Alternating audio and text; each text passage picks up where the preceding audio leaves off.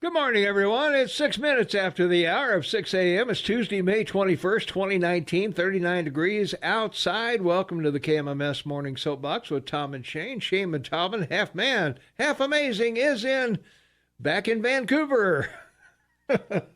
Late night, but Late. I'm up and ready to rear there, Mayor. Let's do this. Got home at 11:30 and is here with us. It's only 5 a.m. there, isn't it? Yeah, it's only 5:06. Yeah, so you got about 4 or 5 hours of sleep. You're a young man. Who needs it? Right. Who needs sleep? There you go. You'll be fine. Yeah. You'll be dozing. I'm a walking tribute to old age. You don't sleep a lot. I was going to say, you'll be dozing off during this show. So. not me, buddy. Not me. You don't think so? Okay. No, once I get my adrenaline level up, it's good. It's a good go. All right. Well, it's Tuesday, as I've always said, the most useless day of the week. It's like a second Monday. There's no reason on God's green earth to have Tuesday. There's none. I mean, it's just a day somebody stuck in there for some reason. I don't know, to collect more taxes or something. I don't know, but it sucks. So, there you go. It's a horrible day. Well, even if it's a horrible day, we still have weather. So that's right, every day. That's right. We're looking for a high of 49 degrees today. 36 will be the overnight low. Cloudy, not much of a chance of precip today. It's going to be just cloudy and cool. And then we might get some snow tomorrow. 47 will be the high. 36 the overnight low. You might have some snow showers. There's about a 40% chance of snow, a little bit. For an hour or two on your morning commute to work. So be careful of that, but no discernible accumulation of snow. They were talking about some parts of Montana may get a foot of snow today, Shane. So I don't know. Did you say it was May? I yeah, I think it's May. Okay. Yeah, I think it's May. I don't know. I've never been here in May on the morning show, so I don't know. Not sure what it is. So I'm out of my element. There you go. Thursday, warming up a little bit. We'll have a high of 50 on Thursday, 37 the overnight low, mostly cloudy, rain tapering off, very little chance here and there. There'll be some thunderstorms around the area probably, but not anything to worry about. Friday, 57 will be the high, 37 the overnight low, partly cloudy, a little more rain coming back in again. And then on Saturday, we get up to 60, but we've got a pretty good chance, almost 50% chance of showers in midday. So keep an eye out for that. And on Sunday, 58 degrees, 39 the overnight low, and PM showers on that day. And it's just rain as far as the eye can see from here to there. So rain or snow, I don't know. I'm ready for June. I don't know. Well, or just, something different, right? Yeah, something different, that's for sure. Temperatures around the area right now. Livingston is 39 degrees and cloudy, as is Manhattan. They're 39 and cloudy also. Three Forks, 41 and cloudy. Gallant Gateway's 36 and cloudy. And let's see, Ennis is 37. Gardner's 37. Big Sky's 33. And at the airport in Belgrade, it's 38 degrees right now. And at our studios here in downtown Bozeman, it is 39 degrees. So there you go. A little bit of weather to start your week. A little bit of weather? A little bit of weather. If it's snowing out, Tom, yeah, right. It's a lot of weather. It's a lot of weather. It's a lot of weather. Okay. Well, on this date in 1832, the first Democratic National Convention got underway in Baltimore, and the party's gone downhill ever since. And this is an interesting thing. Andrew Jackson, of course, famous for fighting anybody. Yeah. Having a cane with a sword in it. And one of the more favorite of the Republican or Whig Party, for presidents like President Trump, and came out of the Battle of New Orleans as a big guy that saved New Orleans from what Washington D.C. suffered from, and ended up as president and didn't do really a lot of anything. Yeah. The thing he was known for was basically The problem was South Carolina and the nullification crisis, 1832, 1833, that happened over tariffs and taxes. South Carolina who'd have thought? they wanted to secede from the Union in 1828 because the federal government had imposed tariff and taxes on the states. Wow. And they thought it was unconstitutional. Went to the Supreme Court and was found constitutional. Well, there you go. So much for that. Yeah. Yeah, that didn't work out well. Didn't Jackson shoot somebody on the White House lawn for treason? Yes, he did. Yes. I was going to say, why don't we have presidents do that nowadays? I don't know. Hey. I think it would make for a great debate, wouldn't it? Yeah. Hey, treason. Boom. Yeah, that's right. Okay, now I put your face back to back and take 10 steps, turn and fire. That's right, yeah. Well, in 1840, New Zealand was declared a British colony. So yes. So who cares? The interesting thing is that it was again one of these colonies that had an indigenous population that got wiped out by the white people. Yeah. The population at the time was 80,000 Maori. The indigenous people of the island, and today there's obviously far less. The population today is almost 5 million. Wow. And it's got a GDP of 199 billion. Average per capita per person $41,600. And one of the most expensive places on the planet to live. Wow. All right. Very socialist. I guess so. Yeah. Middle class taxes are over 60%. Wow. Ouch. Yeah. Ouch. Hurt me. That's what they say every day when they get up there. That's why hurting me too much. That's why I always say election day ought to be the day before April 15th. once you look at your tax return, you say, I think I'm voting these guys out. That's right. New Zealanders wake up every day and say, I got to get a boating and get out of here. Yeah, right. Yeah. Australia's not that far away, so well, that'll be the only way out is a boat. Yeah, I was going to say, it's an island. So, well, in 1881, Clara Barton founded the American Red Cross and done great work ever since, I guess. That's right. And the interesting thing about the American Red Cross is not only that it's a global operation. 17 million volunteers work for it, which is sort of a nice deal, that they have that kind of, support, so to speak, I guess you'd say. Their revenue, this is good. You'd like this, $2.7 billion. Wow.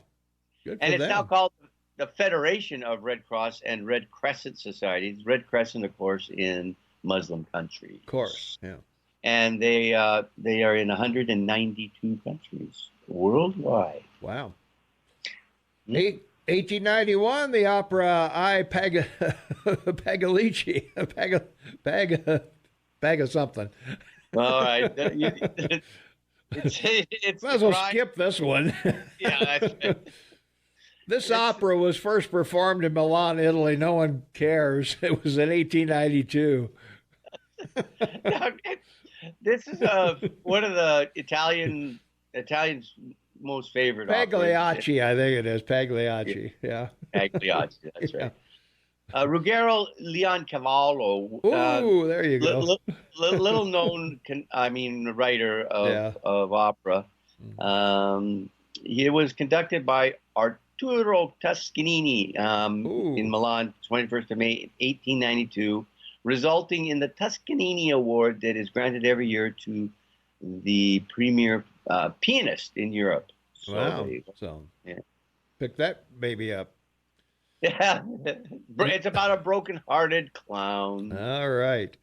1924, Nathan Leopold and Richard Loeb, two students at the University of Chicago, killed a 14-year-old boy in a thrill killing. Leopold and Loeb. Young kid when this happened. What a deal. Ouch. Needn't go into that. That's one of those stories. Yeah, I know. You just mention it and move on. Yeah. 1956, the United States exploded the first airborne hydrogen bomb over Bikini Atoll in the Pacific.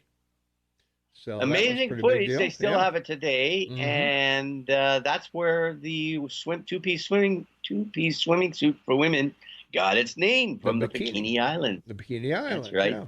So I guess that would be, I don't know if that's a great tribute, but the French participated in this, and after that first explosion, the French continued exploding nuclear weapons there, because the atoll was a French territory. Yeah. And it continued until they passed or banned above ground nuclear tests. All right. We got to take care of our farmers and ranchers and our cab drivers and truck drivers and all the people that bring food and clothing and booze to your table. So we'll have that. We've also got the Headwaters Livestock Report and Little Bear Interiors. So we'll be right back after those important words from those three people.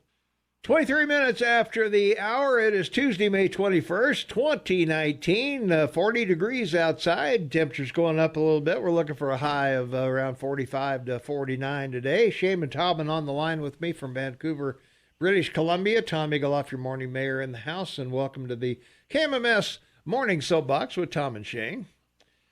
In 1959, the musical Gypsy starring Ethel Merman opened on Broadway, and hey, I have a claim to fame for this, because this was the first musical I played in Billings, Montana. Really? Wow. As a child. I was a child stage star. You were? Okay. Yeah, I played one of the children in Gypsy. Boy, was that a great show to be in, because the gal, that played Gypsy, and whoa, was she gorgeous. And she wore this bikini. We saw her running around backstage, and it was like, oh my God. Pretty good deal. This was my first introduction to a bikini, and it was a real bikini. Wow. Good for you. Yeah, they went on to Rosalind Russell and Natalie Wood in the movie 1962. And one of my favorites, when she's doing that walk with the music. Oh, man.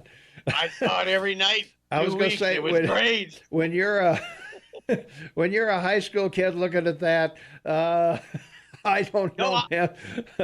Hormones start raging. No, I was 8. I was 8 in my hormones. Yeah, I know. No, that was. I remember that movie quite well. I should buy that. Yeah, it's a classic. Oh my gosh, yes, it's a classic. 1979, former San Francisco City Supervisor Dan White was convicted of voluntary manslaughter in the shooting deaths of Mayor George Moscone and Supervisor Harvey Milk. And we remember those two back in the day. That's right. It made spectacular headlines across the country. Not that shouldn't, because they were public figures, but because the one gentleman was gay, and Harvey Milk was gay, so that was. But it turned out to be more work-oriented anger than anything about. Yeah, it wasn't anything. I wasn't anything anti-gay. It was just they didn't like each other very much. They didn't like each other at all. Apparently, clearly, yeah. No doubt about that. Let's see, 1980, The Empire Strikes Back, second movie in the Star Wars series, was released. And I will tell you that I have, even though I worked in the video industry and managed video stores and all of that, here it comes, never seen a Star Wars movie. Well, I got to tell you that when it was released in 77, within the first year, I saw it 82 times. Wow, 82 times. I did. I'm crazy for movies. Yeah. The important thing about this, of course, is Lucas and the fact that the success of his franchise was so great that in 2012, Disney bought it for $4 billion. I know. Wow. Yeah. It's a pretty big Disney deal. Company. Yeah. Pretty big deal. 201,000 employees for Disney, revenue in 2018, $60 billion. Now with the purchase of 21st Century Fox, and their own library, they have the largest library or content in the world. Yeah. Big company, Disney, baby. Big company. I was always surprised in the few things that I saw. We ran it in the video store because it was PG or whatever. You could. So You ran it in the video store. well, you had to have movies on in the store. But, I know you couldn't put R-rated or X-rated on. So you put PGs or G's on, and did you have some increasing volume so you could hear what was going on? Not normally. Well, it might be low. Well, come on, you got to talk to customers. Come on. No. So the mayor has watched a silent Star Wars movie. Well, bits and pieces of it anyway. But yeah, you miss those. You miss those silent movies. Yeah, I do. Yeah, that I grew up with. Yeah. No, but it always surprised me. They had these tail gunners with manual guns. They're shooting at the other ships. I mean, come on, it's the 25th century, don't we? I mean, we should have drones doing all this battle, and there shouldn't be any human beings that flying these things. Okay, that's a fair argument, but it didn't. Yeah. It makes it more exciting, right? It just made it. Well, it makes it's World War II exciting if you want to look that way, I guess. They had to create heroes somehow, Tom. Well, I guess. Well, I don't know. The hero should be on the ground with a joystick. That's right.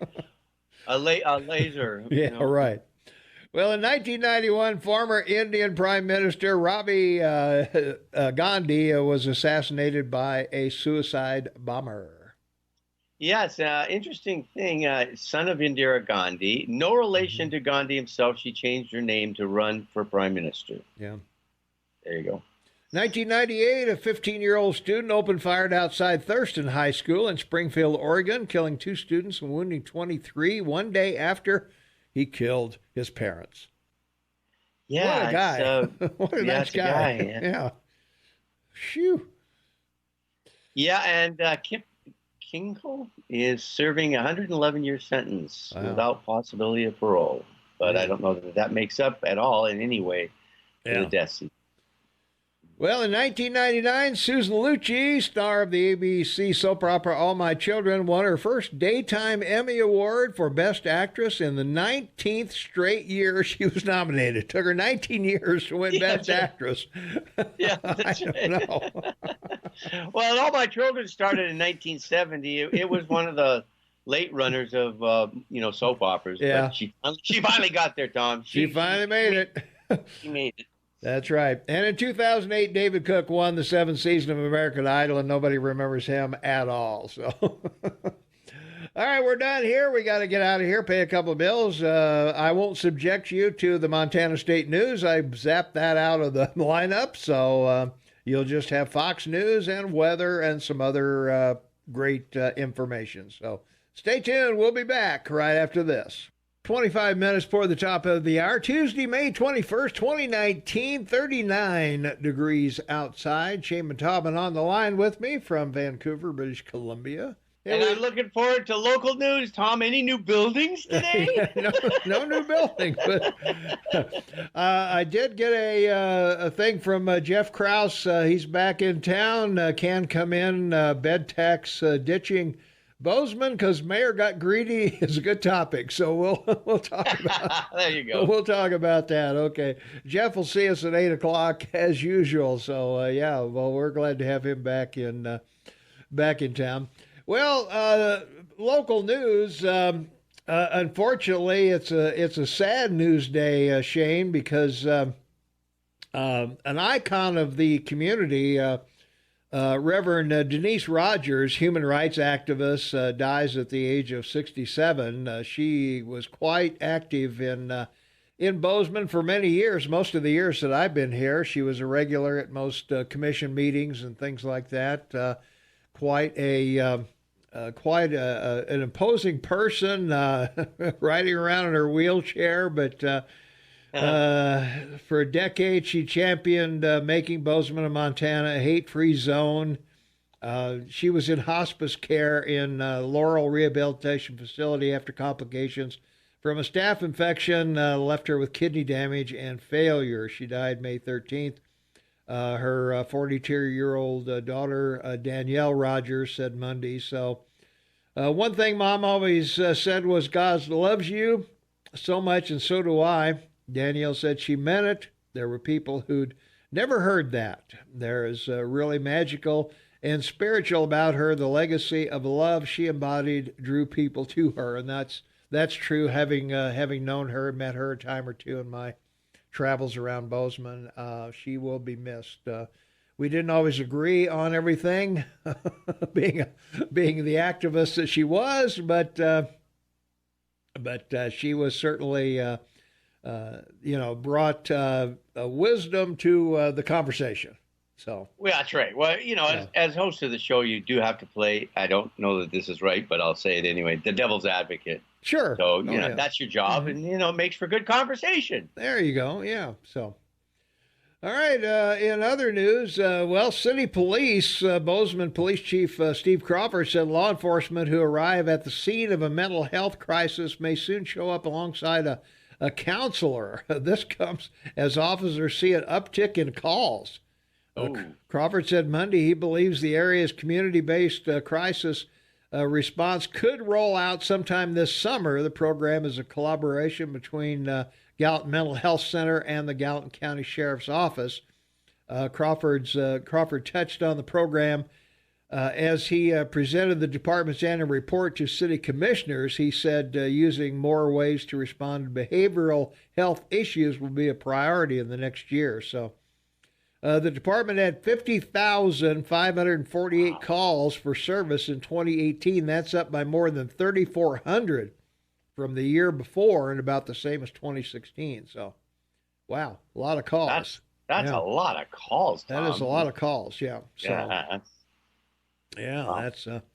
So a call can mean an officer had a 5-minute interaction with someone or a team spent hundreds of hours on a felony crime. So, I don't know. That goes all different directions there with the, but it's obvious the police are responding to more calls as things go along. So and too, you have this issue with the presidential election, and a lot of liberal or Democrats are talking about mental health, mental care. Mm-hmm. So that always incites more people to call. Yeah. Well, and I think with our climate that we have now, particularly with the social media, people are who may not be inspired to act violently. Social media has really given them an out to, we're on your side, man. Go do it, or go. I mean, you can always find a group of people that are on your side, whatever side that is, and that's a big issue, unfortunately, for law enforcement and the public as well, because we tend to, we had Kevin on here from the Mental Health Week, and we were talking about sometimes that you don't want to overreact to someone saying something or acting in a certain way. You don't want to get involved, but yet you should do something, but yet you don't, and then something bad happens, and then you feel bad that you didn't say anything. But and another problem with it too, and we both our medical systems have this issue, and that is that older people will call for help. And I've spent time at the hospital because of my health needs, but sure. I've talked to some emergency room people, and they'll admit that a lot of older people will call and they come in and there's nothing wrong with them. They just don't. They're alone, and unfortunately they spend an evening or a night in the hospital and talk to everybody, and then they send them home. Sure, yeah. Yeah, mental health is a big problem ever since medication. That's true, yeah. Well, the other problem is that I think during, was it during Reagan or Clinton? I can't remember which, or it might have been before Reagan even, that they found that incarcerating people in mental institutions was unconstitutional, that they couldn't take them without a person signing off on them. They couldn't just pick them up on the street and take them to a mental institution. And as a result, we've got a lot of people on the street who should not be on the street, that should be getting mental help, to survive and whatever. And that's always been an issue. And as long as our courts, it's a slippery slope there.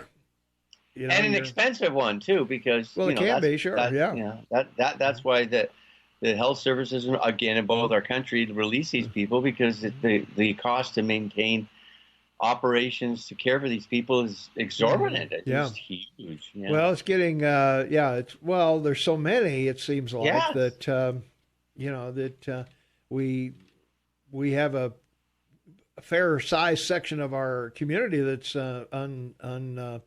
unsustainable, I guess, or unable to care for themselves. Yeah. That's right. And they're called homeless. Yeah. Very harsh. Very true. Yeah. Very sad. All right. We got to take a quick break. We'll be right back after these important words.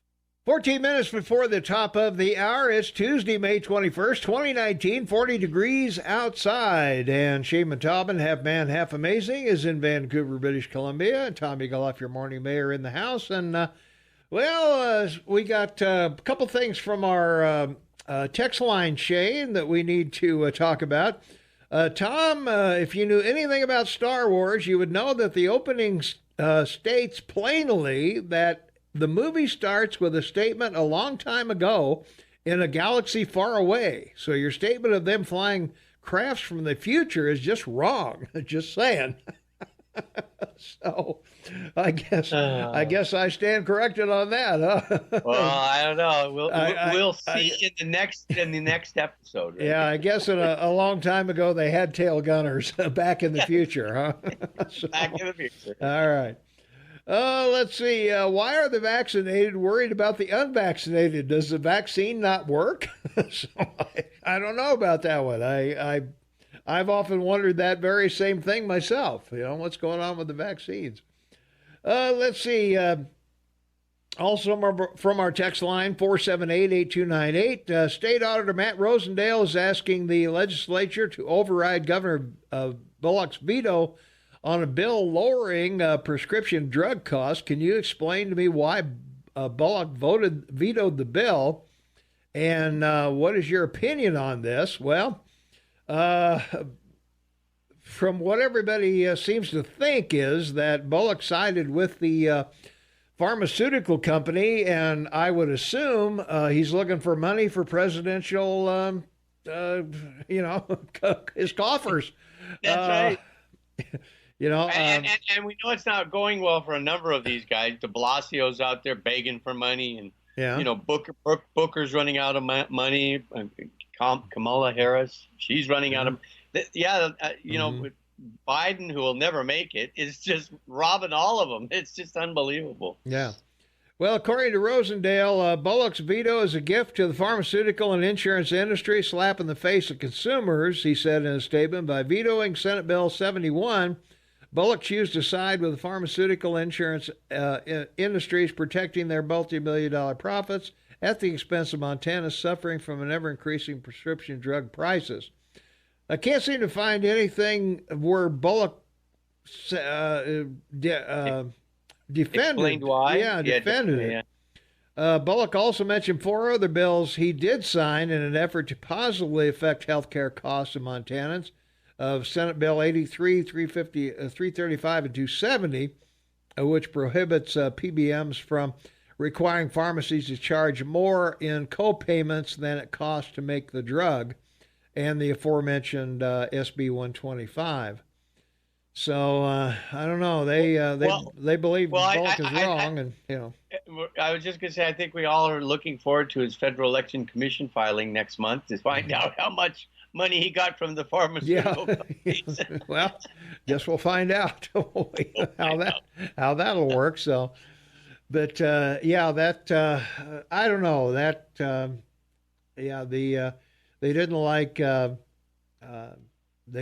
that at all. So, well, I like the fact that your governor formed a panel to assess plans for states' forests. That's good. Yeah, just what you need to spend more money on a panel to study forests in Montana. That's true. That's where we are. Yeah, we need that. It's not an oxymoron. Come on, there's something wrong there. I don't know. That may be right. Let's take a quick phone call, and we got to take a break. Caller, you are on the Morning Soapbox with Tom and Shane. What's going on? Hey, this is Aaron. So Hey. Neil Gorsuch and Brett Kavanaugh are turning out to be quite the little liberal Supreme Court justices. Did you notice that? Yeah, they're making us scratch our heads. Well, everybody says that Trump is the most liberal conservative ever elected into office. So, but here's the deal. So that Gorsuch sided with the liberals, and there was an Indian in, I think, Wyoming that went out and just decided to go hunt on national forest land because the treaty said that they can hunt on unoccupied land. When he got arrested, they went to court, and he took it to the Supreme Court. The Supreme Court said, yeah, you can hunt. Go ahead. So now, when you're out there hiking in the national forest, understand this, there's going to be a little Indian out there with his gun. He's going to be slinging bullets all over the place. Yeah, that's what it sounds like. Dude, we don't make treaties with citizens. Those treaties died when they became citizens. You know what I'm saying? Yeah. This is retardation. This is stupidity. And I don't know where the hell. This is where Americans get to pull out their orange vests like the French did with their yellow vests. You know, like. Well, I tell you what, because I pack a gun when I go hunting, or when I go hiking. Sure, yeah. And if bullets start coming at me, I'm returning fire. Yeah. Seriously, I have no option. Well, that's true. Yeah, you can't sit there and say, hey, what? Hang on, slow down. Yeah. Well, you can't do that. You start making a commotion, they're going to open fire more. I mean, that's what I mean. You got to return fire. So this is just stupidity, man. This country is full of stupid people, and most of them are wearing those black robes up on the Supreme Court. You guys have a good day. All right. Hey, thanks for the call. All right. We got to take a quick break. We'll be right back. 6 minutes before the top of the hour, and you're on the KMMS Morning Soapbox with Tom and Shane. Shane and Tobin on the line with me from Vancouver, British Columbia. Tom Eagleoff, your morning mayor. Jeff Krauss will join us at 8 o'clock, talk about city issues and all kinds of things like that. But getting back to this Wyoming and the Crow Nation hunting dispute, Shane, there's something in the write-up here that really stuck out to me. See if you can spot the the bias in this article. The state of Wyoming had argued that the Crows tribe hunting rights ceased to exist after Wyoming became a state in 1890, after Bighorn National Forest was established in 1897. But the Supreme Court disagreed, with Justice Neil Gorsuch joining his 4 liberal colleagues. Ruth Bader Ginsburg, Stephen Breyer, Sonia Sotomayor, and Allegra Kagan in ruling for the Herrera. So I had no idea that they thought that Gorsuch was a liberal, joining his 4 liberal colleagues. So I don't know. I guess in this case he probably was. So if he's on that side. I think a lot of it has to do with all the treaties your government signed with Indians, and it's embedded in those treaties, and they're treaties. You got to honor treaties. Yeah. Well, the ruling does not immediately resolve the issue of his fine. The Supreme Court said in sending the case back to lower court that the state can argue that it can regulate hunting by Crow tribe members if it is necessary for wildlife conservation. The state can also try to argue that the state's treaty right didn't extend to the specific area of the Bighorn National Forest where the gentleman was hunting. But his lawyers have argued that the location where he was hunting was covered by the treaty, and have said data shows that the elk are overpopulated in the state. So, well, there I guess you go. We'll find out. So, Gorsuch is a states' rights guy, so I think that had a lot to do with it. I'd have to read his decision, but I would say in his decision he probably had something to do with state rights and sending it back to the state. I would say that you're probably right on that one. So, all right. So should we do the 401k report real quick? Sure, go for it.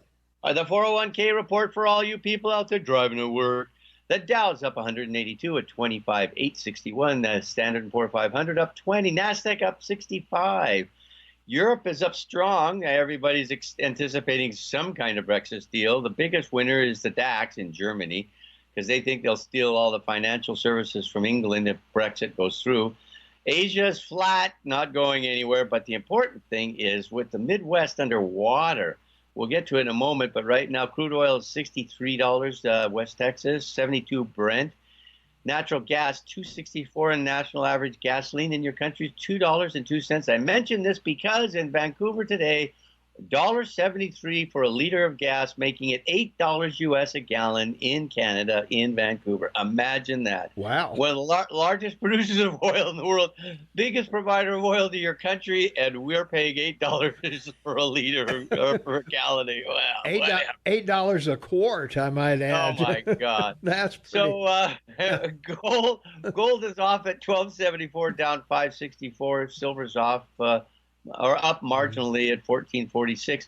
But the big one is with the Midwest underwater, soybeans up $7.75 to $8.41, still down 18.5% for the year. But folks, you can expect wheat and soybeans to go through the roof this year because of the flooding in the Midwest. Wheat is at $4.87, up $8.50. All right. So those are two important numbers. Government bond 10-year is at 242. Wow, keeps going down.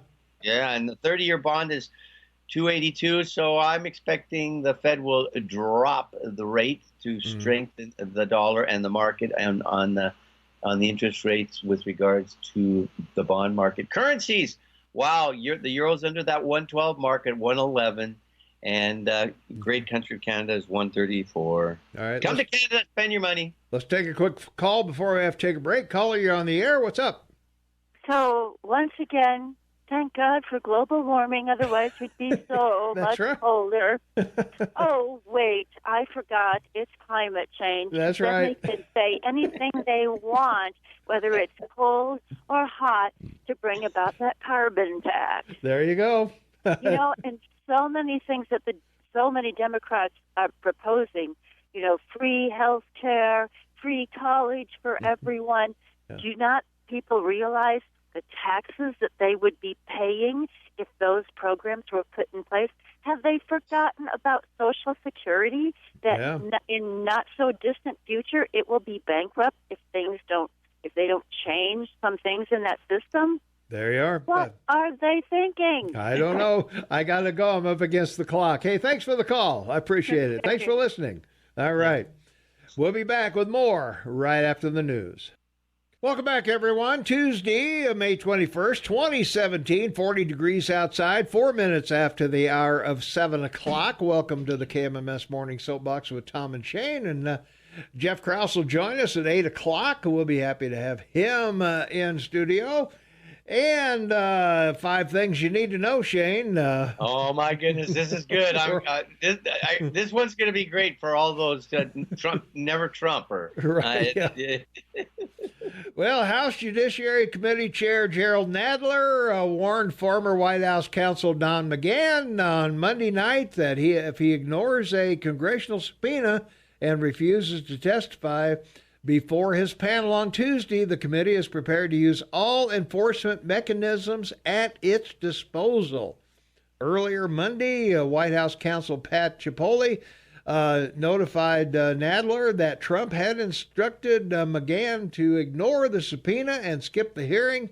In a letter to McGahn, Nadler said President Trump's order, which seeks to block a former official from informing a co-equal branch of government about his own misconduct, is unprecedented, adding, and this does not excuse your obligation to appear before the committee. So all I have to say is, Gerald Nadler, #CrazyGate. Well, I don't know where these guys think they're going, and I've said it before, I'll say it again. I don't know why they're wasting their time when everybody's going to be out campaigning, and already is. They're in, we just saw the town hall meeting with Mayor Pete Buttigieg the other night, and we keep hearing all these sound bites from politicians. They're in North Carolina, they're in New Hampshire, they're in Iowa, they're in all these states where they're trying to get some traction in their campaign, trying to, earn money and whatever. And, yet we've got this House committee sitting around, and the entire House is up for re-election, isn't it? Yeah, of course. Every 2 years, the entire house goes up on the block. So what are these people doing? Exactly. And one simple question that I have is, with all these Democrats talking about abortion and all these states passing all these laws, where's your federal government passing a federal law about abortion? Well, like, they haven't, they left it to the Supreme Court and the judicial side of your government to make this decision, and they still have not done any legislation federally. I don't think the House is going to do anything. Of course not. I mean, they'd have to introduce it there because there'd be some money involved in enforcing it or whatever they're doing with it. So, and a political commitment too. Yeah, a political commitment as well. So I don't think the House is going anywhere near abortion. So no. Let's go to the phones. 522 Talk is the number. 522-8255. Calling you on the air. What's going on? Hi, this is Mike. Hi, Mike. I got a question for Shane. The late Maurice Strong, how much control did he have over the Canadian lumber industry? Oh, well, he had a lot. He came out of the lumber industry, in the West, and the unfortunate reality, because of what he did federally about the right to sell lumber in user fees, basically, was what we were charging forest industry. It resulted in all the major forest industry in Canada being bought up by American companies. So he wasn't good for the lumber industry in Canada. Yeah, I didn't figure he was good for any of them. Yeah, especially the public. In the provinces, particularly BC, they have what they call stumping fees, which is a rate they charge for the, major forestry industry to cut trees down, and it's been a bad deal, but there's no outrage here about it, and charging more for our lumber. We should, because nothing's produced here. It's taken down, cut, and a lot of it's taken out raw now. It isn't even processed here into lumber. It's a sad story. Yeah. I got another one for Colonel Clink. Yeah. For Clint. Colonel Clink, the mayor? Yeah, no, Colonel Clink, Clint. Clint. Anyway, about a little over a year and a half ago, he had some brown dry powder fall out of the air onto his new deck on a Saturday morning. Yeah. I live about 45 miles west of him, and I had the very same thing the same morning. Yeah. Wow. So whatever he was talking about, crud and you got too, huh? He's pretty right on, I think. All right. Well. Okay. All right. Hey, thanks for the call. Yep. Thank you. Thank you. All right. Sounds to me like a lot of dust particles that didn't turn into rain. I don't know. 522 Talk is the number. 522-8255. Caller, you are on the Morning Soapbox with Tom and Shane. What's up? Hi, it's Gay, and Trump needs to get some dirt on some of those guys and have them over for lunch and spread it all out on the table. There you are. I'll start investigating you for a while. Yeah. And then maybe they find something better to do with their time. Well, we'll find out, I guess. I'm just getting so tired of listening to these people go on and on and on about absolutely nothing. I know. So anyway, have a good day. All right. Hey, thanks a lot. I don't think we're going to get any shortage of it since it's an election year. I don't either. You're right on that call. This is going to keep on going till November 3rd, I think so. But I still don't understand how these people are supposed to sit in this House Judiciary Committee and not go out and campaign, because they're all up for re-election, every single one of them. So I don't know, man. It's the giving season, Tom. Apparently it is, yeah. Campaign contributions. Well, also, President Trump's attempt to block a subpoena from House Democrats was overruled Monday. Washington, D.C. District Court Judge Amit Mehta, an Obama appointee, I understand, ruled that Trump cannot block the House Oversight Committee subpoena of his financial records from his accounting firm. The firm is now supposed to hand over 8 years' worth of Trump's records. House Oversight Committee Elijah Cummings subpoenaed Trump's accounting firm last month. Trump's lawyers argued the requests were made for a law enforcement purpose rather than to work on legislation. So I don't know. I've got some great news for the never Trumpers out there. So his accounting firm is Mazars, and it was founded in 1945, 74 years ago, in Rouen, France. It's a French. It's a French company. 23,000 professionals in 110 countries, 1.6 billion euro revenue. My only question is, how much does he contribute to their coffers to do his audit? There you go. Yeah, is that an account you want to lose? Yeah, that's right. Yeah. I don't know. Yeah, that's right. 522 Talk is the number, 522-8255. Caller, you are on the Morning Soapbox with Tom and Shane. What's up? Good morning, guys. Hey, I'm thinking that it's still about getting Trump as far as this House Judiciary Committee, but I also think now it's becoming a lot more about a diversion or a distraction from what the Barr Attorney General Department of Justice is going to start finding out about all these other Democrats and these FBI agents. I think it's now they got to start diverting the attention away from that, because this is going to get really, really fun to watch, I think. Yeah. No, I think it will be. I think it's going to be entertaining once the debates start, particularly. I think a lot of things are going to come out in the debates. A lot of questions are going to be asked. And as I say, I don't know how these guys are going to have time to go after Trump when they got to go out and campaign. Well, that's the thing. They're putting all their eggs in one basket. If they can get anything on Trump, they think that that's a guaranteed, re-election, and it may be. Mm-hmm. But Biden is the one that I'm the most interested in, because either Biden wasn't told about all the stuff that was going on because he's a buffoon, we know that, or he knows about it, and either way, I mean, what's he going to say? Yeah. What's he going to say when the dirt starts rising, coming up about all this stuff? Mm-hmm. What's he going to say? I didn't know about it. I was incompetent. Yeah. You're either incompetent or irresponsible, or you're part of it, one or the other, and none of them are good. I was at a state funeral during that meeting. Yeah, exactly. Right. I was over in the Ukraine getting money for my son. That's right. Yeah, my son and I were traveling. I don't recall. Yeah, but I think you see all the players in this thing. All these players starting to rat on each other already. The rats are starting to come out and blame each other for what's going on. And it's only going to take one or two to get caught up in this thing and get offered a deal. And I don't think anybody's willing to go to jail for somebody. I don't think so. Well, let's hope not. Right, well, I think Barr is going to open this up and see how it happens, or see where it goes, or where it leads anyway.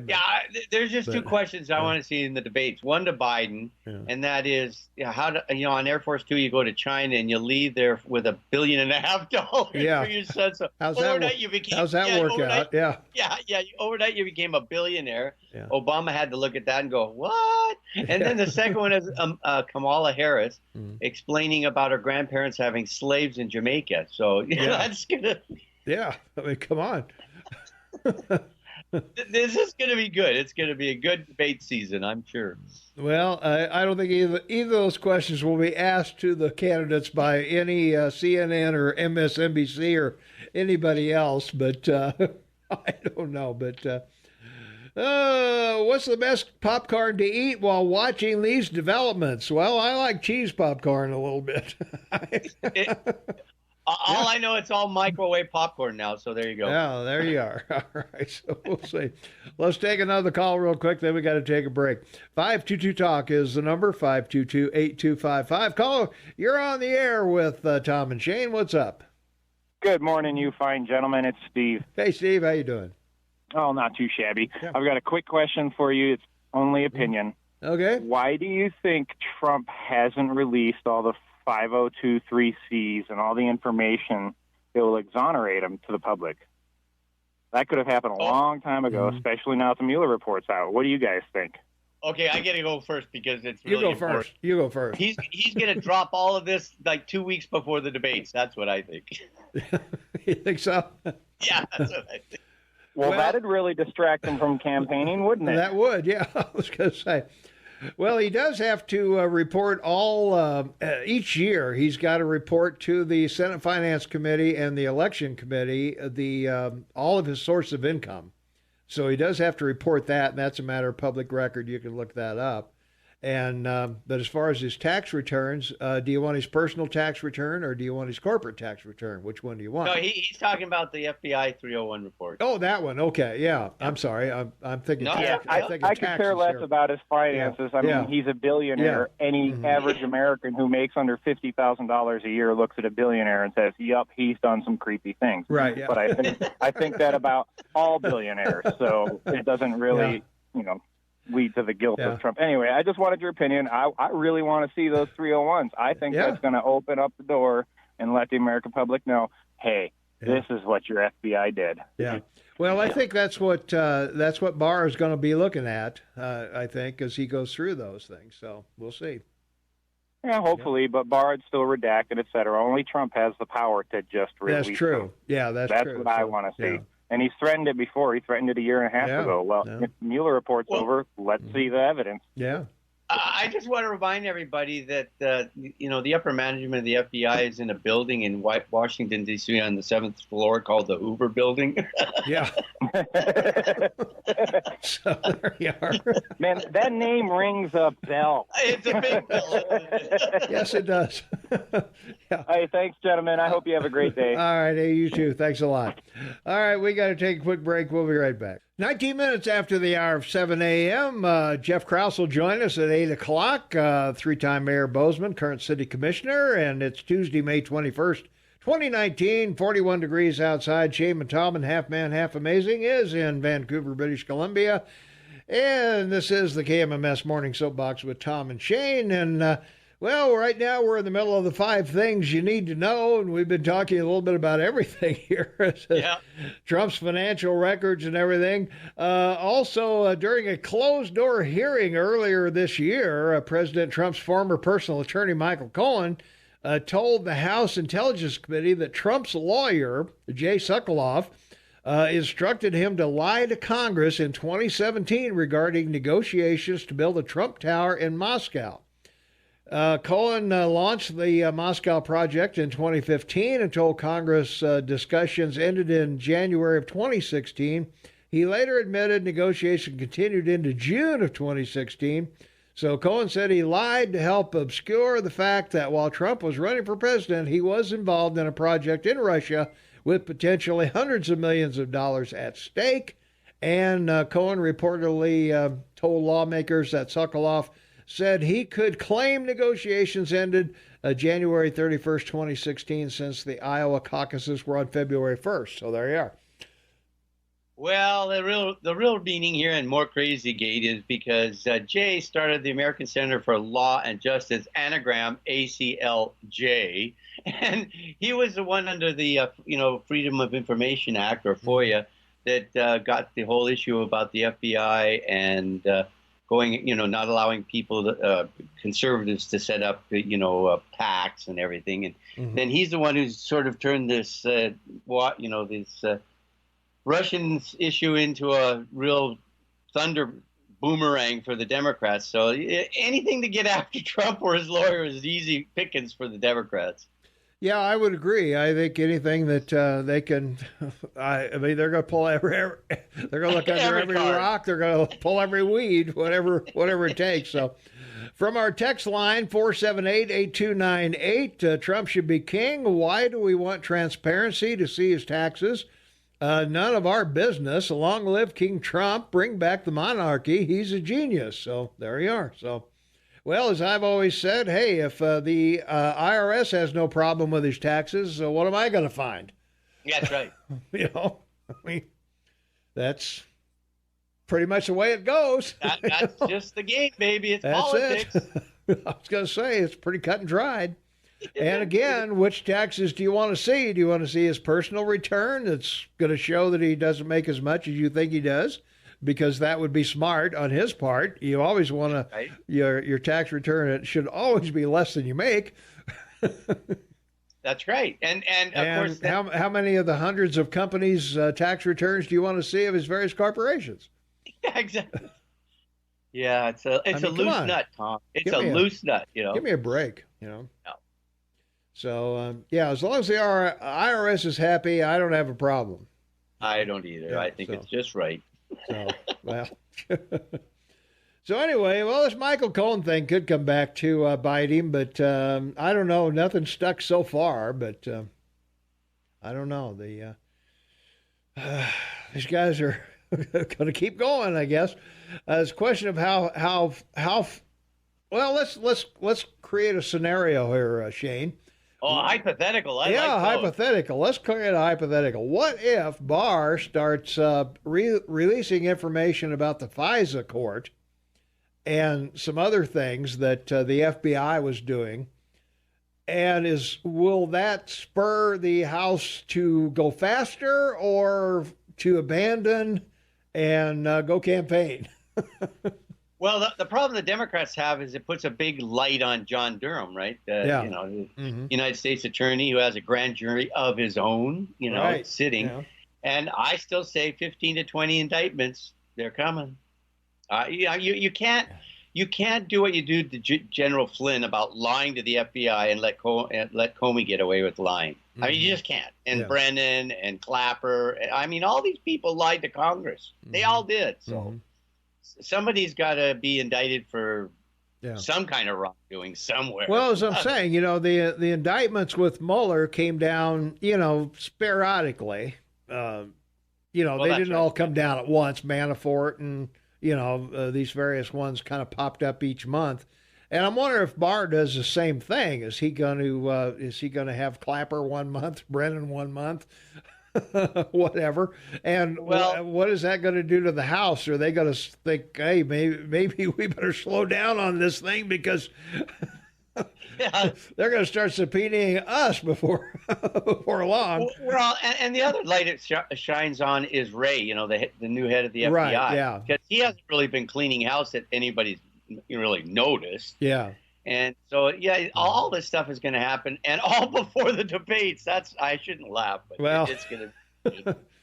No, we can't wait for the debates. That's going to be prime time comedy at its best, I think. Let's take a phone call. 522-TALK is the number, 522-8255. Caller, you're on the air. What's going on? That's Colonel Clink. Colonel Clink, how you doing? Yeah, boo. Hey, Shane, I'm German, English, and Irish, and Welsh. Did you have one of those eye barnacles? Yeah. Anyway, what I got to say this morning is this. Yeah. If I, myself, was Mr. Trump, and I was involved in a business deal with Russia in 2015, okay, and then I was going to run for president, I'd still stay in the business deal, but the minute I was elected, then I would turn it over to my family or somebody else. And if anybody thinks that he done wrong doing that, I got a bridge out here across the Gallatin River. I want to sell him.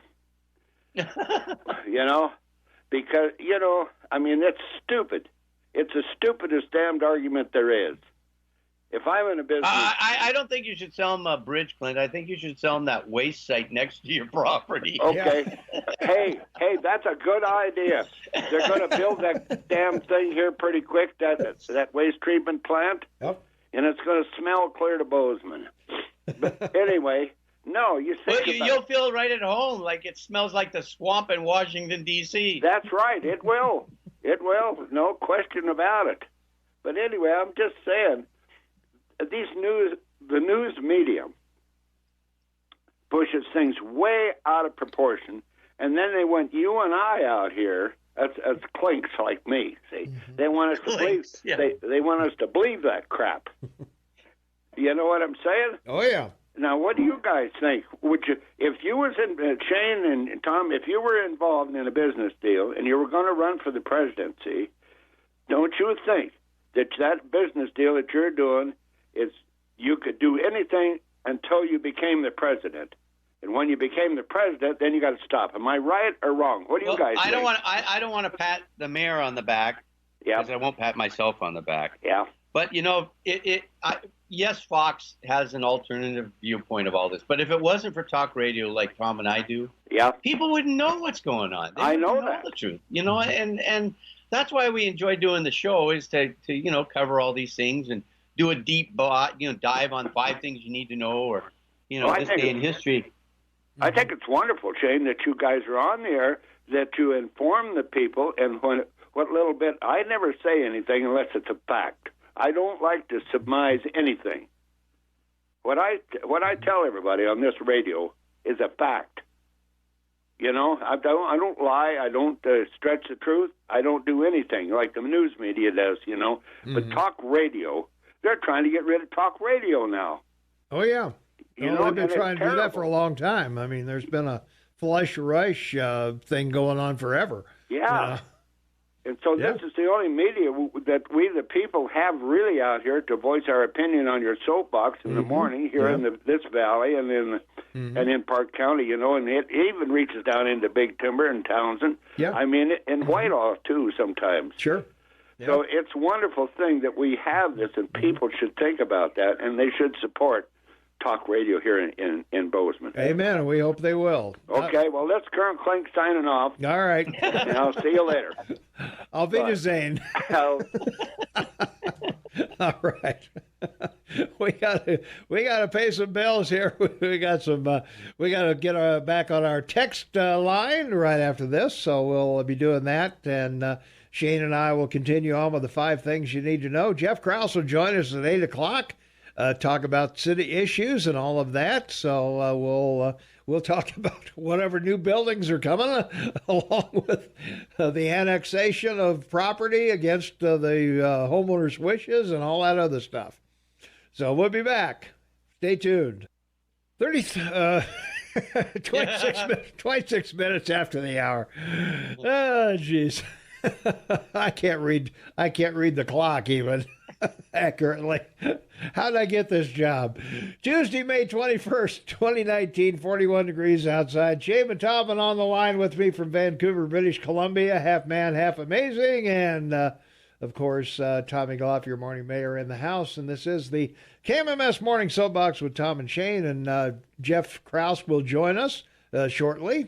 And we'll be talking about local things. Let's see, from our text line, 478-8298, everything Clint says is a fact. Thanks, I needed a good laugh this morning. Let's see, and Mark Levin, or wasn't Manafort's criminal actions under Obama administration? Well, they might have been under the Obama administration, but they didn't have anything to do with politics. He was just kind of out for himself. And his attorney general in 2014 chose not to investigate Manafort. So right, yeah. There it was. So Mark Levin's book, Unfreedom of the Press, is #1 seller on Amazon. And the IRS was happy with the Clintons, yet people have a problem with their foundation. MAGAs are afraid his taxes have something damaging. Must protect him. Well, the IRS didn't find anything wrong with Clinton's foundation, at least not so far. So that's right. That's why I say, if the IRS doesn't have any problem with them, why should I? So let's take a phone call. 522-TALK is the number, 522-8255. Calling you on the Morning Soapbox with Tom and Shane. What's up? Good morning, gentlemen. Hey. Hey, I was calling about this Trump tax stuff. Yeah. Have you guys read the reason that they were asking for Trump's taxes? The House and Ways and Means Committee, the reason they gave for that? Well, they give it a variety of reasons. Yeah, exactly. I read that. I read that the other day, the one that they gave, and I was reading it, and basically what it was is like, we don't trust that the IRS is doing their job, just like what you guys were saying. Mm-hmm. That's what they were saying. Yeah. So we need to look at Trump's returns to make sure the IRS is doing their job. Oh, all right. And, there we go. And and seriously, I'm reading that, and I'm just like, that's not a reason. The law says, I read the law too, because I've been challenged on this myself. But I read the law too, and it says that you have to have a specific reason to demand to see someone's tax return. Yeah, you can't do a fishing expedition thinking you're going to find something. You need to go after there was fraud in this particular transaction or something. Yeah, it's got to be specific. Exactly, and that's what the thing. Come on, Congressman Nadler's in search of a crime. You know that, Tom. Yeah, right. It's ridiculous. I was reading that, and I'm like, that's not a specific reason. Yeah. To make sure the IRS is doing their job. What is it about Trump's tax return that makes them think that the IRS is not doing their job, and they haven't given that reason. Yeah. Well, I think Nadler, anybody's tax return for that. Yeah, I think Nadler and the other people think they want to show him up as not making nearly the amount of money that he claims to be making. And as we pointed out before, on your personal tax return, you do report as little as possible. So, right. Even the one that he had from way back when that Rachel Maddow flashed all over the screen, he's paying millions in taxes. So yeah. But well, the other thing is that he got a, he had that big $1 billion loss, so he didn't have to pay anything for 10 years. So I think that's why they're going back so far. They're going to point out, see, he's a cheat. He didn't pay taxes. He's a cheat. So right, yeah, it's silly. And the other last point I wanted to make on that was that the law also says that if they do that. If they do get a hold of his tax returns, it has to be in a closed session. It cannot be revealed to the public. Yeah. Oh, that's not going to happen. Yeah. Right. Well, exactly. It's going to get leaked somehow. Somebody's going to leak it. Scooter Levy will bring it out. Whoever leaked it is going to will be breaking the law. Yeah. So there you go. Yeah. Well, I'll bet personally when it comes to your taxes, the IRS gets it right. Yeah. Oh, yeah. Yeah, and if they don't, they send me a letter. I was going to say, yeah. Thanks for participating, but you're wrong. All right. Yeah, exactly. Yeah. Hey, thanks for the call. Yeah, all right, you bet. Bye. Good, yeah. Bye-bye. Yeah, that was good. All right, that was a good call. All right. Let's see. Let's take a quick break here, and then we'll come back with more of the 5 things you need to know. 17 minutes for the top of the hour. Jeff Krauss will join us at 8 o'clock. It's Tuesday, May 21st, 2019, 41 degrees outside. Shane and Tom on the line with me from Vancouver, British Columbia. Half man, half amazing. Tom Eagleoff, your morning mayor in the house. And this is the KMMS AM Morning Soapbox. Yeah. Let's see. From our text line, 478-8298, federal judge ruling on subpoena of Trump's taxes by Reuters. Yeah, we covered that earlier. U.S. judge on Monday ruled in favor of a U.S. House of Representatives committee seeking Donald Trump's financial records from accounting firm, dealing early setback to the Trump administration in its legal battle with Congress. U.S. District Judge Amit Mehta in Washington also denied a request by Trump to stay his decision pending an appeal. So, we talked about that earlier. That was one of the 5 things that you need to know. But thanks to the texter for bringing us up to speed on that ruling as well. But we should we'll see. Yeah, we should give some context. Amit Mehta was born in Patan, India. So he's an American story. He came to the United States and Maryland and Writerstown, Maryland. He grew up and went to Franklin High School and became a U.S. judge, as you probably heard on the news under Barack Obama, December 19th, 2014. So, it's an interesting situation you have here is that you have someone looking at this issue, pretty cool thing that your government has these kind of exceptional immigrants that come to your country and are successful. Yep, that's absolutely true. So, well, we'll see how it plays out. I don't know. I'm not sure that Congress realizes when they ask for 6 years of tax returns. I don't think they're going to get 6 little folders. No, I don't either. I think an 18-wheeler is going to pull up. That's right. That's right. Flush the department with paperwork. There you go. Because I was going to say, I think I read somewhere that GE's corporate tax return is something like 6 feet tall, and that's just one company. And Trump's got, what, close to 100?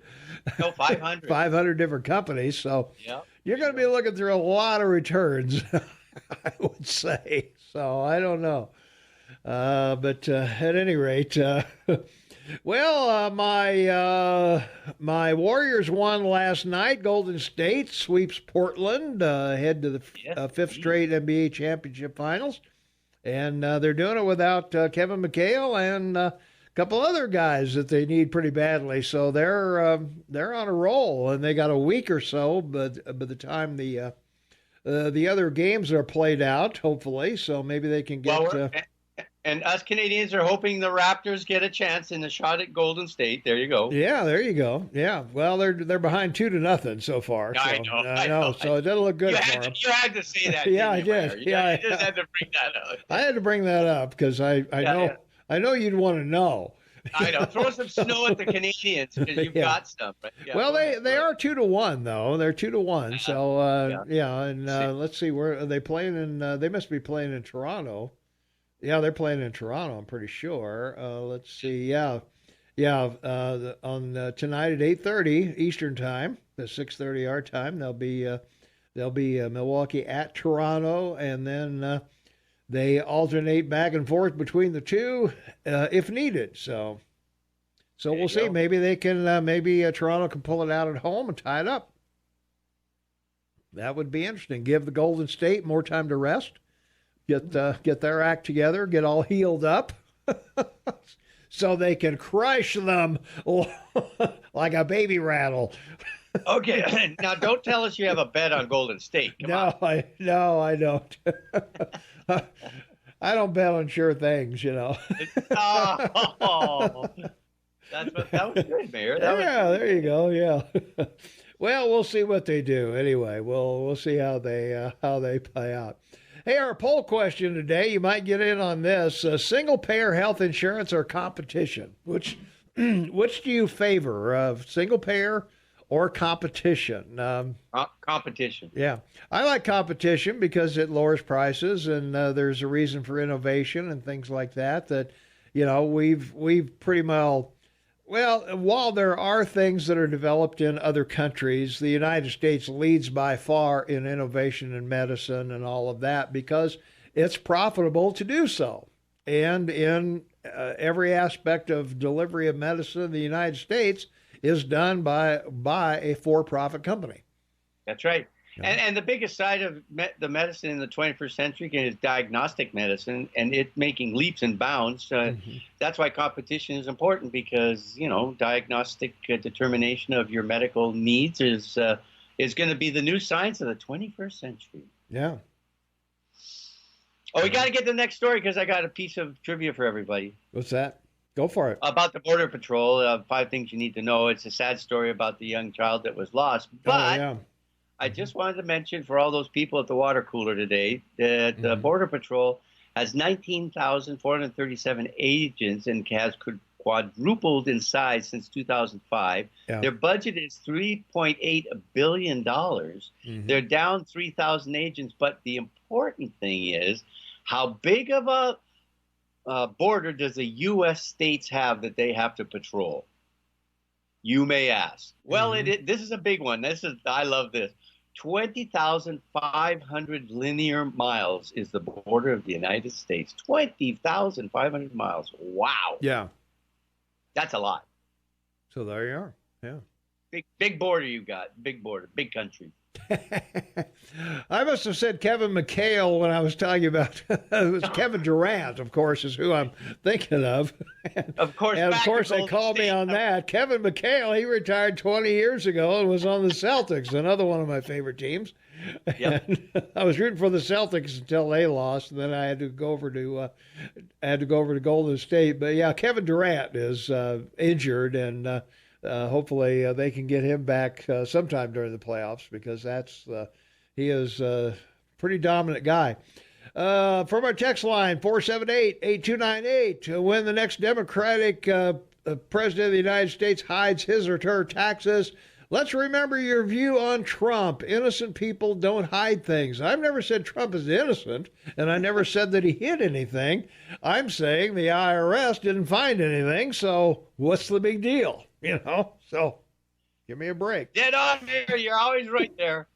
We'll be right back after these important words. Hang on. 7 minutes for the top of the hour. It's Tuesday, May 21st, 2019, 43 degrees outside. Jeff Krauss will be joining us in the 8 o'clock hour. Shane Mattalman on the line with me from Vancouver, British Columbia, and Tom Eagleoff, your morning mayor, in the house. And you're on the KMMS Morning Soapbox with Tom and Shane. And, well, we were talking about the our single payer, almost to a T, the 22 Democrats want single payer, Shane. I don't know of any that have indicated in any way, shape, or form that they want any kind of private insurance or competition of any kind. Yeah, well, the medical industry lobbyists are pushing for this because they'll make more money. Well,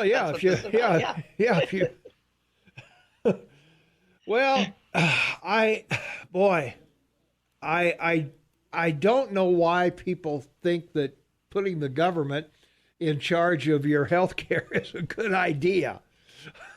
I just don't get that, but I don't know. Jeff Krauss is in the house, so maybe he can tell us at 8 o'clock. So, but I look at, I'm on Medicare. Medicare is certainly not perfect, and neither is the VA. Certainly, those are two single payers I'm on, I guess. And while they're not cheap, they're somewhat effective, I guess. I can go to the doctor most of the time. Well, that's right. Yeah. I think in most areas, like rural areas where you live, it's very effective. But I think in urban areas, it's a mess. That's the problem. Well, the VA in Arizona has had all kinds of problems, as we know. We kept hearing about people dying on, waiting for,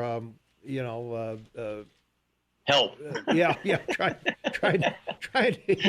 Trying to get in. Let's see.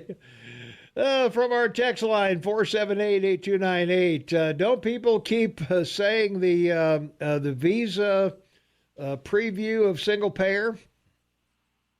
Or saying the VA, I'm sorry. The VA is a preview of single payer.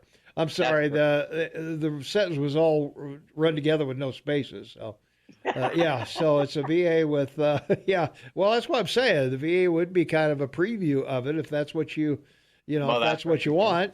And let's see. The IRS had no problem with the Clinton Foundation, yet it had corruption. Release his returns. Transparency is liberty. And so, okay.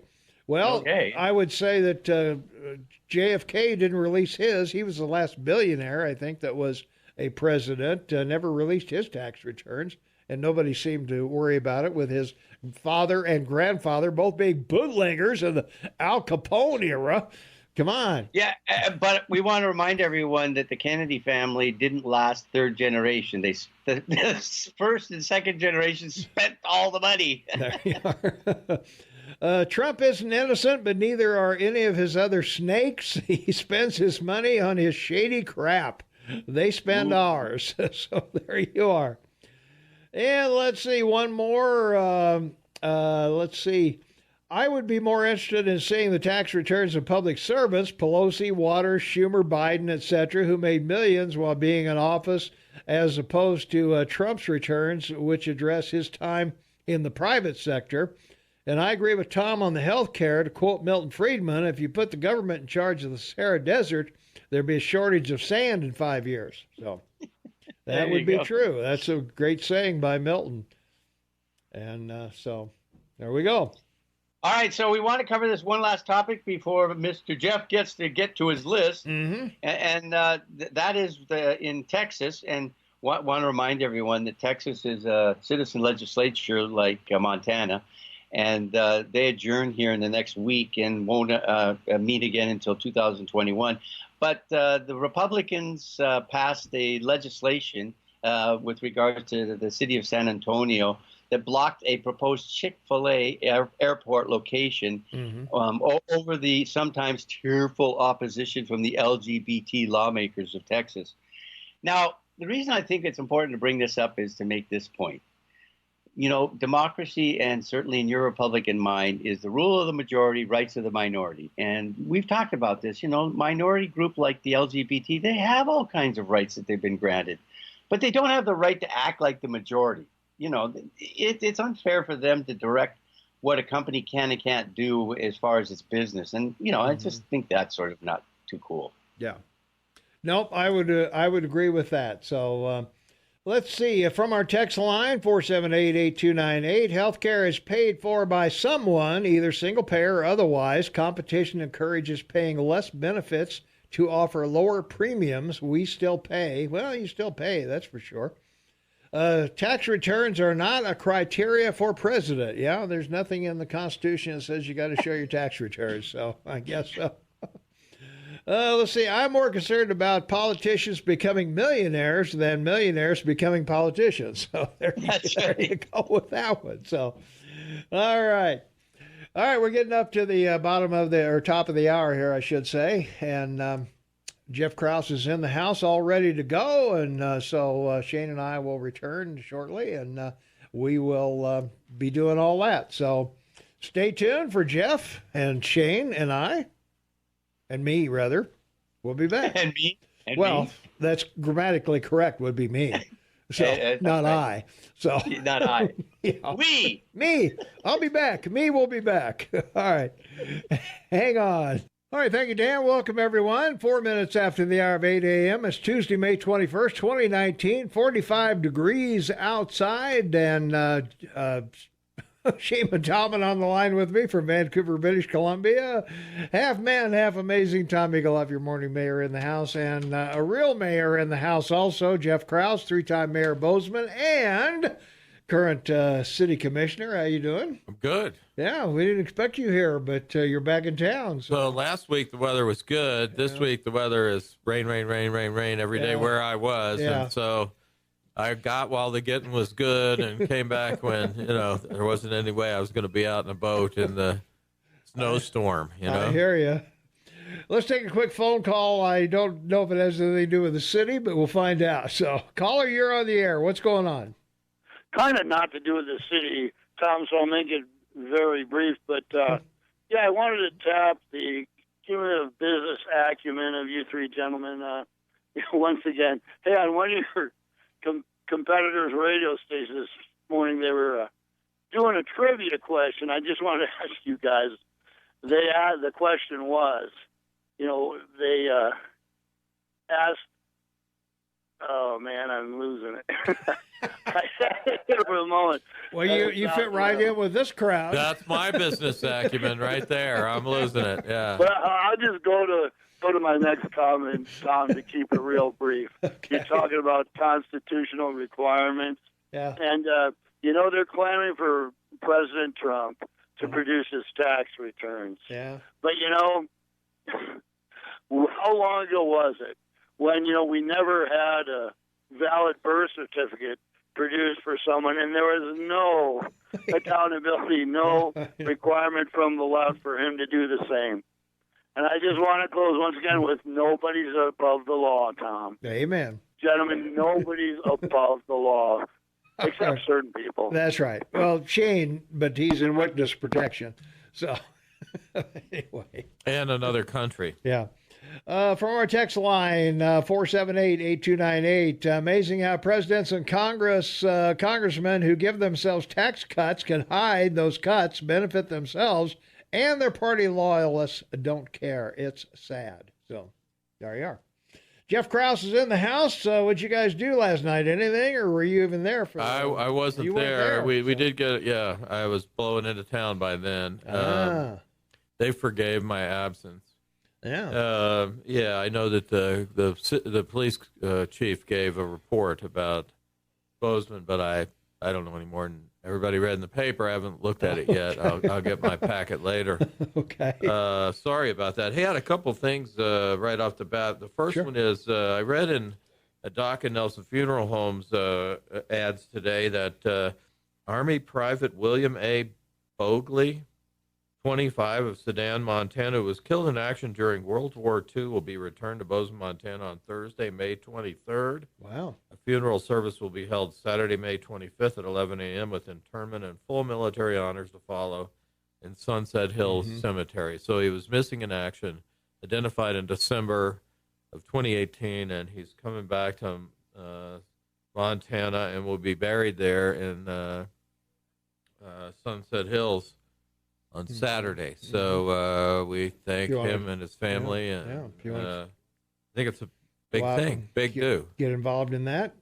I really do. And then, of course, we saw today about Reverend Rogers, who was yes, and my thoughts go out to her family. Our thoughts go out to her family as well. So, a couple notables in the obits that I thought I should mention.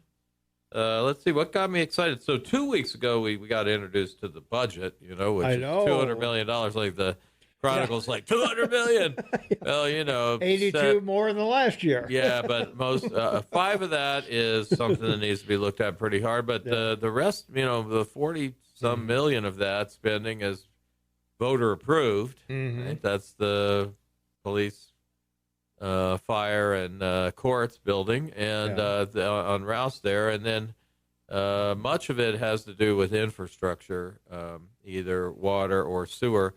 In particular, roads, water, and sewer going to the new high school. Okay, so still building roads like Cottonwood Road going to the high school, or Oak going by the high school, and especially the sewer capacity. I think that's roughly $8 or $10 million to extend the lines out there. So, our partners in the Bozeman High School District are getting subsidized by the ratepayers of the city to put that in and to put the roads in as well. We would be spending that money, a lot of that money, somewhere else in the city, of course. But we, once the location of the high school was picked, we've done everything we can to put new roads in. I mean, and as has the school district. They've been very cooperative, and the private developer out there that's done the big development out there.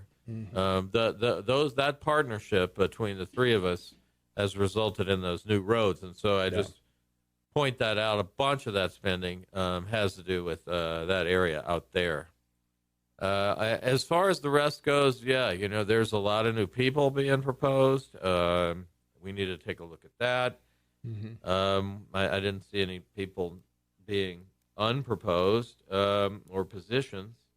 So there isn't a changing of priority. There's just an adding on. Surprise, surprise. It is a reappraisal year. So I think that whatever numbers we get about the median, average, typical house, we don't know that. We won't know that until August, what the median appraised value of a home is. We're betting on a 4% new construction, increase in new construction.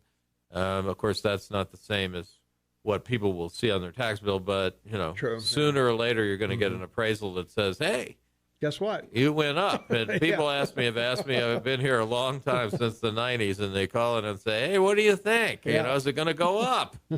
Well, one time it went down, back in 2008.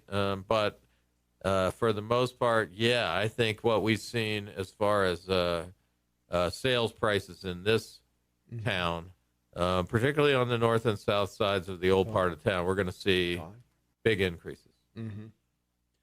Well, a quick note here for investors out there. The Dow is now in positive territory, 113 up, NASDAQ up 81, and the New York Stock Exchange is up 61, and so good news out there. So, yeah, an interesting thing that happened while I was gone, there was a big headline in the Big Sky paper, city considered using tourism funds for infrastructure. Right. Yeah. Well, that was never proposed to the city commission at any time. So the city, as the policy body, the city commission, never proposed that. However, Bozeman Mayor Cindy Andrus considered moving money from the city's tourism business improvement district to infrastructure projects. Yeah. She proposed shifting 50% of the money to projects like the new field at the Bozeman Sports Park. The mayor cannot do that. Yeah. Okay, the mayor is one of 5. We have a weak mayor system, right? Yeah, and the mayor is one of 5. You got to have 3 votes. Yeah, okay. Right. Yeah. I don't think it's inaccurate it's inaccurate to say the city considered it, but I think it goes to show that we need to remember, if we're going to be mayor, as I remembered, that I was just one of 5. Right. And it took 3 people to do an action, not me as the emperor of the North, Yeah. right? And then this idea, this is what I thought. We impose the tax, right? The city imposes the tax at the request of the hoteliers who form this, right? And I think Joe Skinner, the county commission chairman, summed it up. We haven't discussed it much in detail, but I'm sure we'll manage it however the district board and hoteliers want. We're more of just a bank for them and won't be telling them how to use funds. It is a little bit like a bank, but you do use the authority of the government, whether it's county or city, to impose the tax. So you're more than just a bank. But I think listening to the hoteliers about this self-imposed $2 a night per bed tax is the way to go. Where the city or a board can come in handy is by bringing together, say, the hospital and the university and people that influence tourism in this town, right? To bring in to maybe put a 5-page section in the flight magazine, right? I've seen Missoula do that. Other cities do that. That would be great if they all got together and did that, or to promote that kind of edu-tourism that you see in the summer, where MSU would have those kinds of things. It was proposed all the way back in 1958 that the Montana State College at the time began doing edu-tourism, and I don't think we've ever quite gotten that done. But it, people would come here as part of a package to go to Yellowstone and then take a 5-day education. CPE or whatever up at the university. That would be a good way to bring in tourists. And I think the next thing we need to talk about is this. It was a way to go about making our dollars go further, that Mayor Andrews said. And all this wailing and gnashing of teeth about we don't have enough money and we need a sales tax. I think all of that, we need to lead into a little bit of a discussion today about our sales tax. Yeah. All right. Let's take a quick phone call. 522-TALK is the number. Caller, you're on the air with Jeff Krauss. What's up? Just a quick comment, concern maybe. I mean, we talked a few weeks ago about the serious issue with traffic in Bozeman and trying to alleviate some of that downtown traffic, and yet there's no end in sight to the massive construction projects of 5-story townhouses and this and that. I mean, we're never going to solve any of the traffic problems or issues as long as, we're on the top end of the construction curve. And then as you're talking about, I mean, sure, we're a tourist industry here, and we got to drive more tourists through here and everything, and that just exacerbates the problem even more. And I'm just wondering, and I've lived here for quite a long time, I've understood the Montanans' aversions to any kind of zoning laws because they feel it takes away their freedom. Do you feel that perhaps, we're getting kind of just steamrolled over here by by just progress that's taking place that's just not really even being abated at all? I mean, sure, we've got overcrowding problems. Our roads are all being overused, but with no end in sight to the construction and no zoning to prevent construction, I don't want to stop people from building or growing their businesses, but there's kind of a sustainable, decent way to do something that isn't just feeding into, people making money. The big developers that come here and build all this stuff, which, it's great for them to do that. But, I mean, I look at some of our houses and some of the way things are slammed in around here. I know that you're the city, but, I mean, the eaves of some of these houses out in the county are practically touching in some of these areas. If there's a fire and a classic 50-mile-an-hour wind, many of these neighborhoods would burn to the ground. And I just feel like we're ignoring the zoning thing. And you're talking about tax. Let's slam millions of more people through here and blah, blah, blah. At what point are we causing a problem with safety and the concerns of having a healthy town, or are we just happy to become another Jackson Hole, Wyoming? It's kind of a gross, seedy undertone to it. So I don't know. It's a pretty big question. Maybe you guys can touch on some of it. Maybe you'll ignore half of it. All right. Hey, thanks for the call. Yeah. Well, it's an interesting thing. We do have zoning in the city, very strong zoning and planning, maybe too strong at times. And it's slanted towards encouraging 5-story buildings downtown. I mean, the whole request since a decade before I got on the commission has been to increase density downtown. And the theory being that downtown can survive if there are people living there. If there are people living there. And that's what the 5-story buildings are, right? Mm-hmm. They're, to some extent. Now, all the hotels, we started with the TIF to encourage a hotel and a performing arts center. And, we're getting a performing arts kind of thing out on 7th at Midtown. And there's the Rialto. And so you can say, and the Ellen has survived. You can say that has worked, right? But I think apartment buildings downtown in particular go to the kind of downtown that I think has been envisioned for the last 20 years.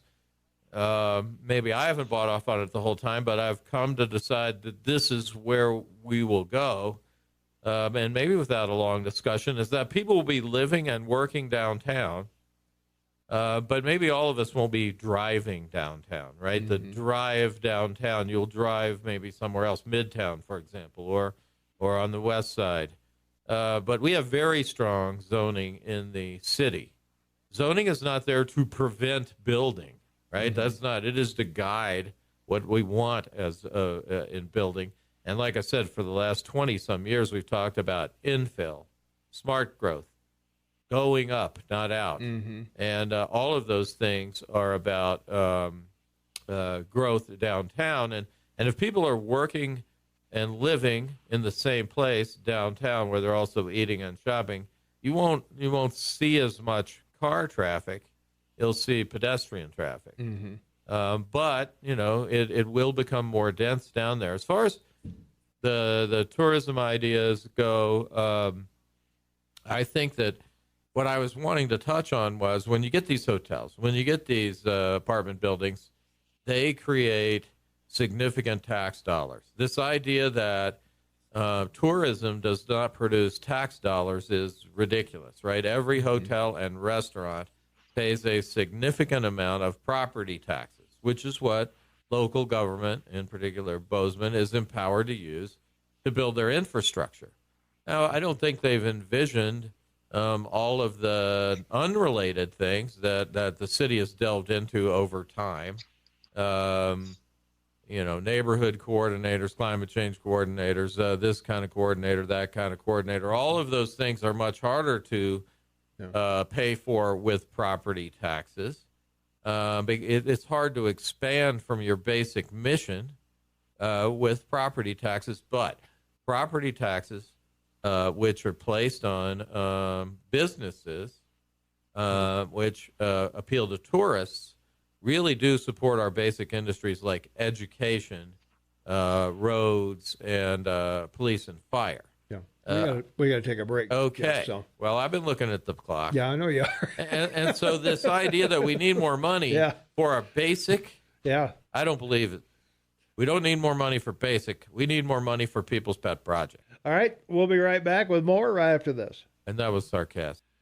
All right, welcome back, everyone. It's 25 minutes after the hour, Tuesday, May 21st, 2019, 46 degrees. Shane Tobin on the line in Vancouver, British Columbia. Half man, half amazing. Tom Eagleoff, your morning mayor in the house, and a real mayor in the house, real former mayor, three-time mayor, actually, Jeff Krauss, current city commissioner as well. So yeah, don't promote me. Yeah, I can't put you over there. Let's see, Jeff, would you address why the parking garage does not accept cash payments for parking? considering that cash is the only currency issued by the U.S. Treasury. Isn't the city, as a government entity, required by federal law to accept cash as payment? Shouldn't credit cards and debit cards, which are not U.S. issued currency, therefore be viewed merely as alternatives? So there you go. Yeah, I can't. It's a good question to bring up with the parking.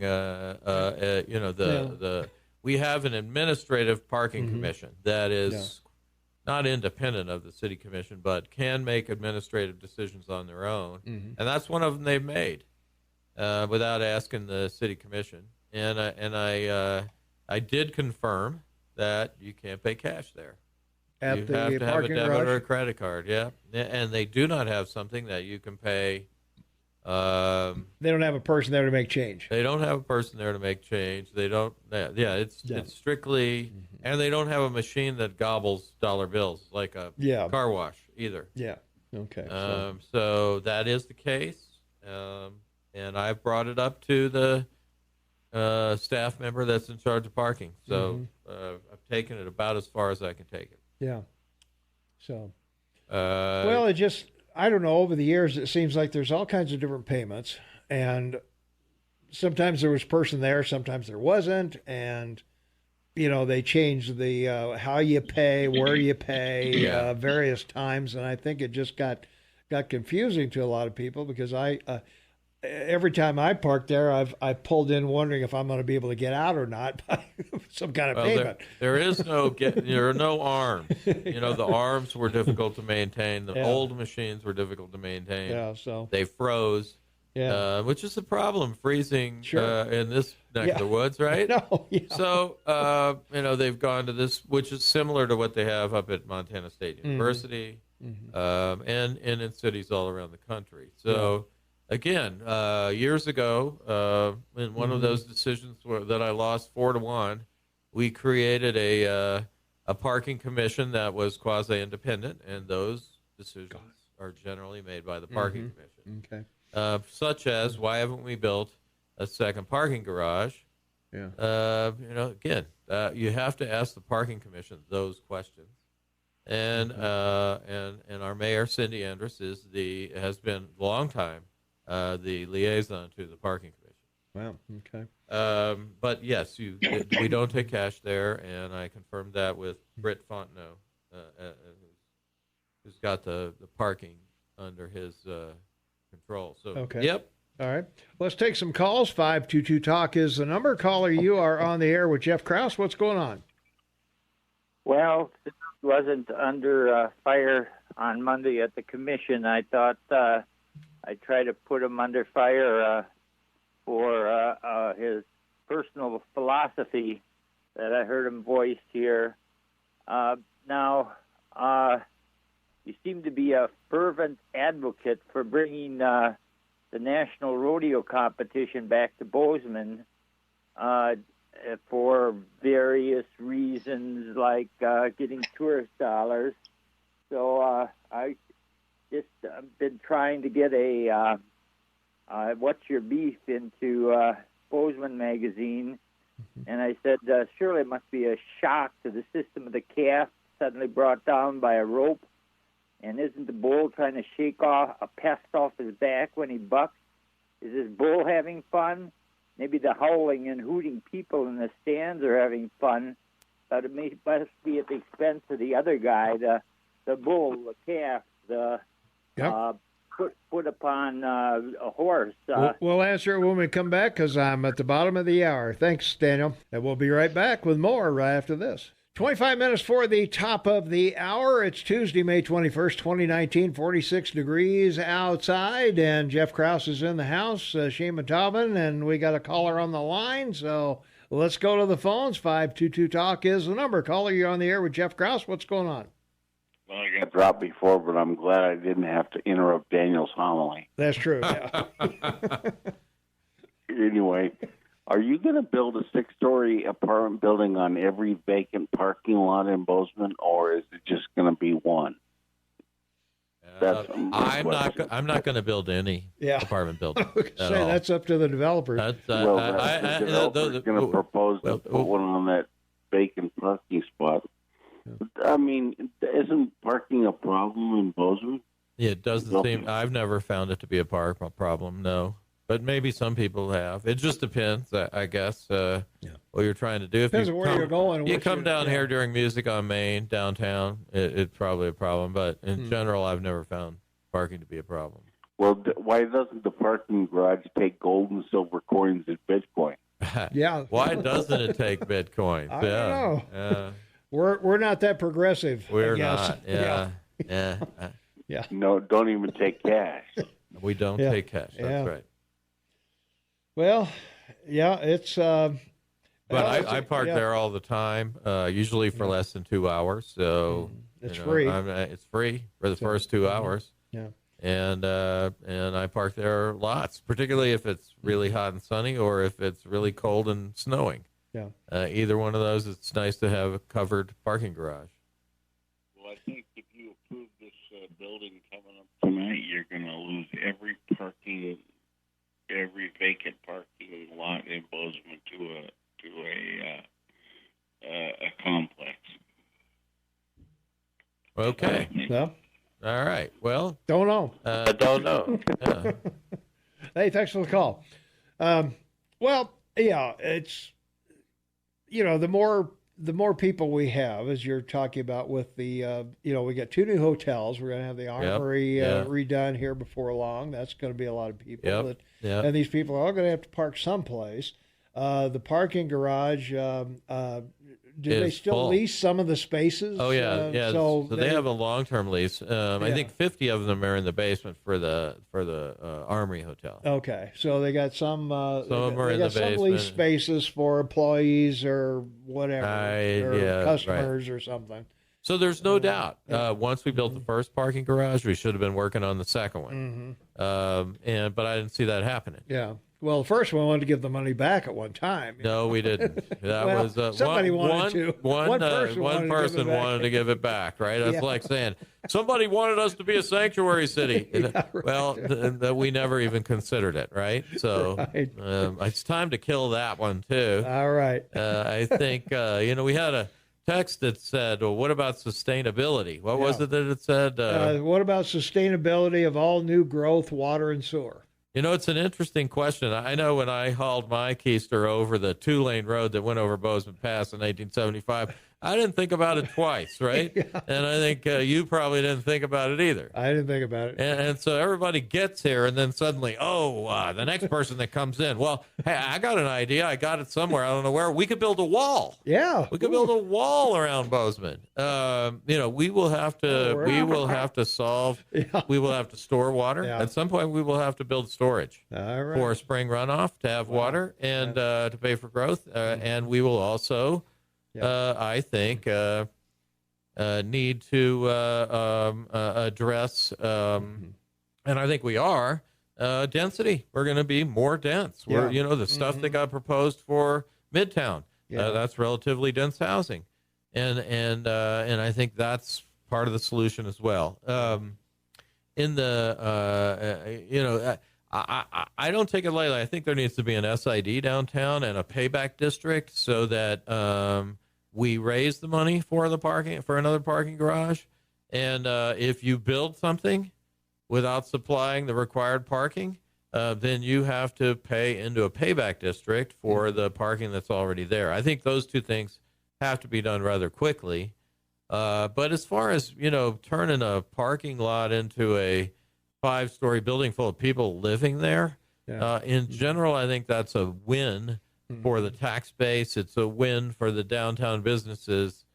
It is a different kind of downtown, people living there and working there, and not necessarily everybody from the county driving there. But it is.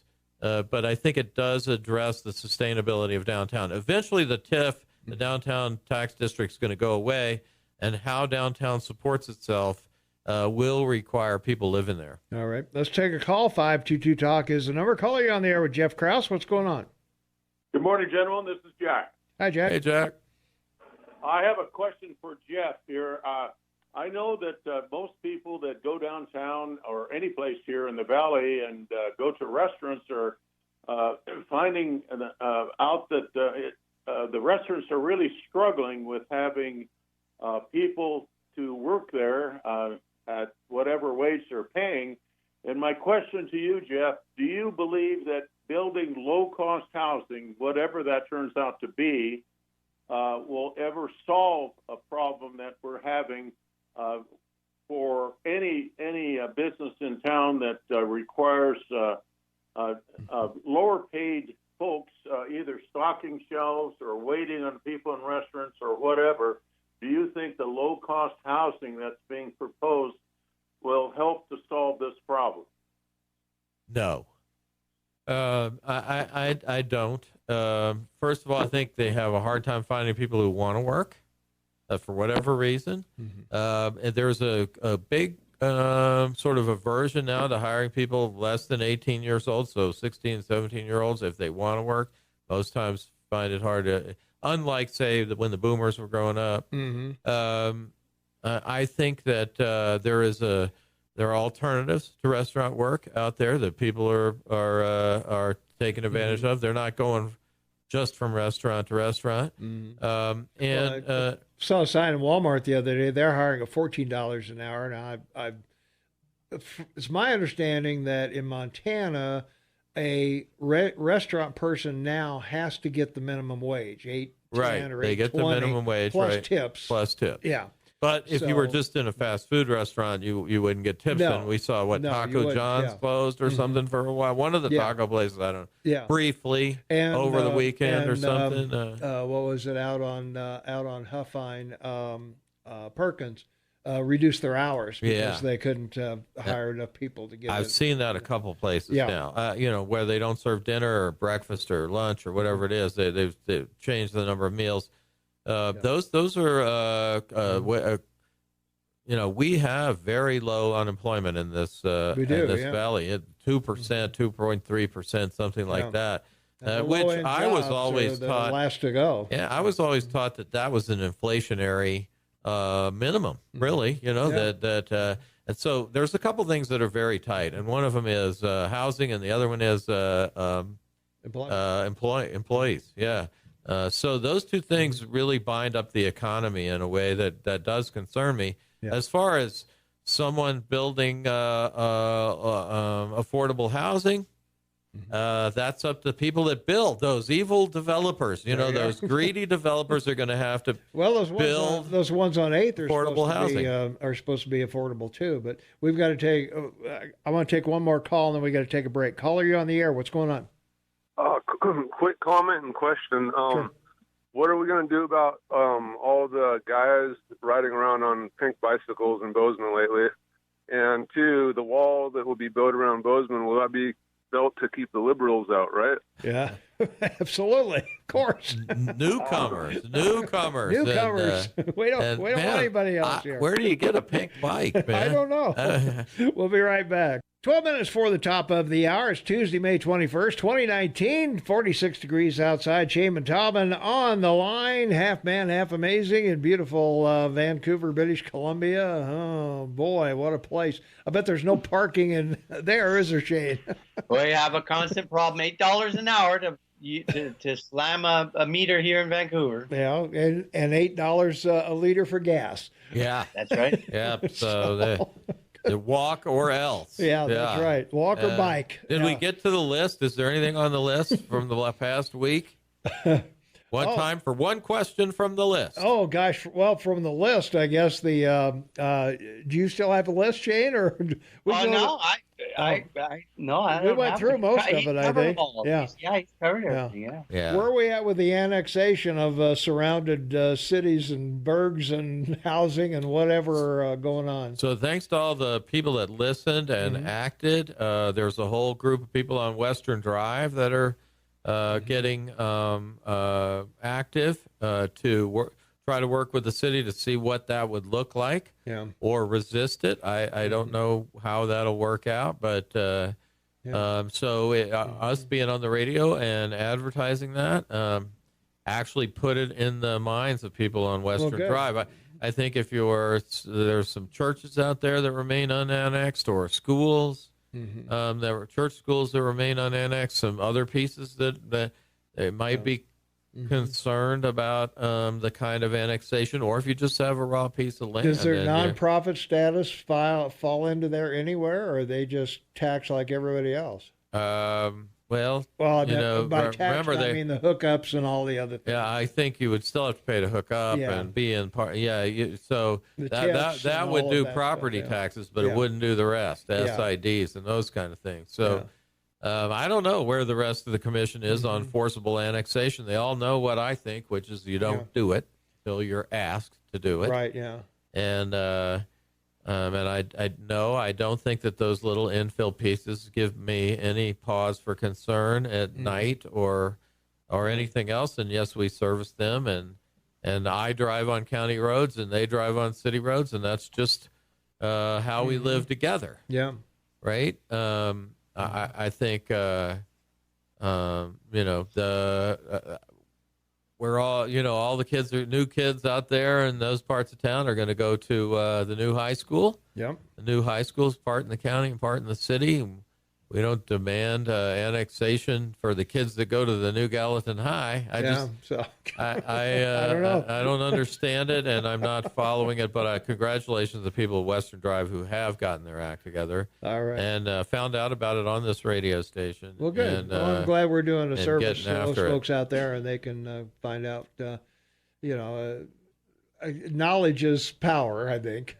Well, at least you know to be involved, right? Yeah. And they came down and they said, we want to be a part of whatever you're planning. Yeah. And I think that was something that hadn't been anticipated.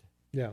But it will be now. It will be now. All right. We got to take a break. We got the Rush update and some other things. Here's Rush. All right, 3 minutes till the top of the hour. Shane Dobbin's got something on his mind real quick. What do you got, Shane? I just wanted to thank Jeff for being in the house. Thank you, Mayor. Look forward to tomorrow morning on Hump Day. Everybody be happy, be safe. All right, thanks, Shane.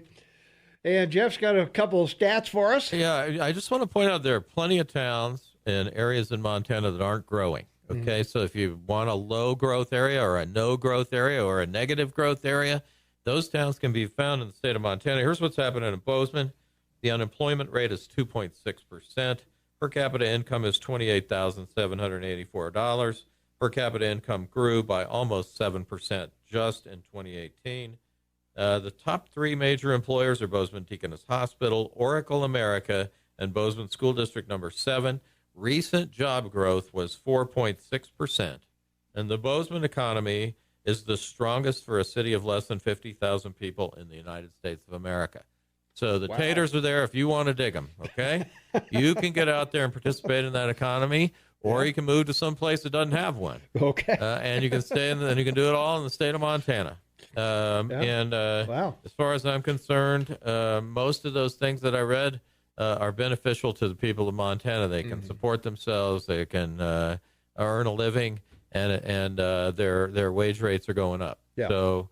Get a skill and participate. Yeah, the increasing wage rates are very encouraging. Obviously, and there is a competition for. I know I saw Walmart's hiring for $14 an hour for cashiers at the very entry level. Now there is a deep competition, and with some skills, I think you can command a price. So the housing issue is still a problem. How we work with people who build houses. The city government doesn't build houses. County government doesn't build houses.